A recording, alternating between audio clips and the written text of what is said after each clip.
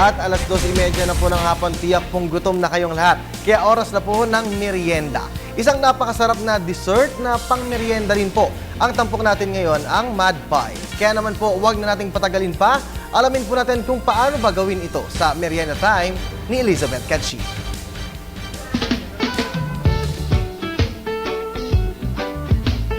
Light merienda ang ipapatikim namin sa inyo ngayon na tiyak niyong magugustuhan, ang Mud Pie. Ito ay chocolate-based pie na nagmula sa Mississippi, USA. Kaya naman kilala rin ang meriendang ito bilang Muddy Mississippi Cake. Dito sa resto and bar na ito sa Provident Village sa Marikina City, ituturo nila ang paggawa isa rin sa kanilang mga bestsellers. Gagamitin natin ang mga sumusunod: cream o cookies, rocky road, ice cream, cashew nuts at caramel syrup. Saksihan na natin kung paano ito gawin. Una pong ginagawang sa Mud Pie ay ilalagay po natin, i-blender po natin to.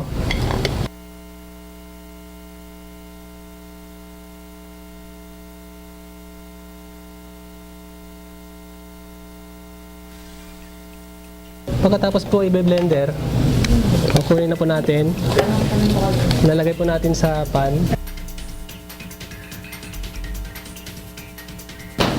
Pagkatapos po i-flat, lalagyan po natin ng ice cream.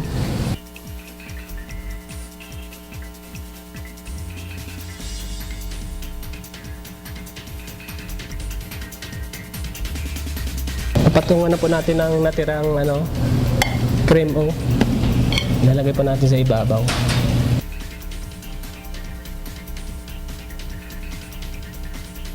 Lalagay po sa freezer mga 5 hours.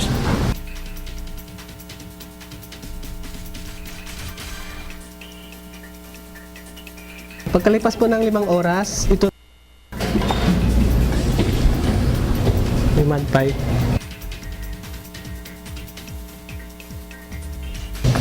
Nilalagyan po ng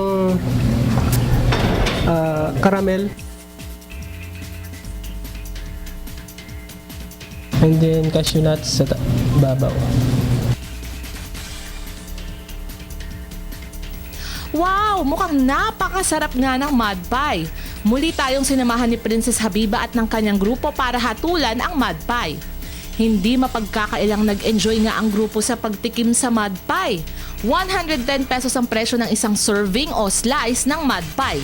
Hindi nakakaumay at hindi masyadong matamis ang meriendang ito, kaya talagang you'll go mad sa Mud Pie.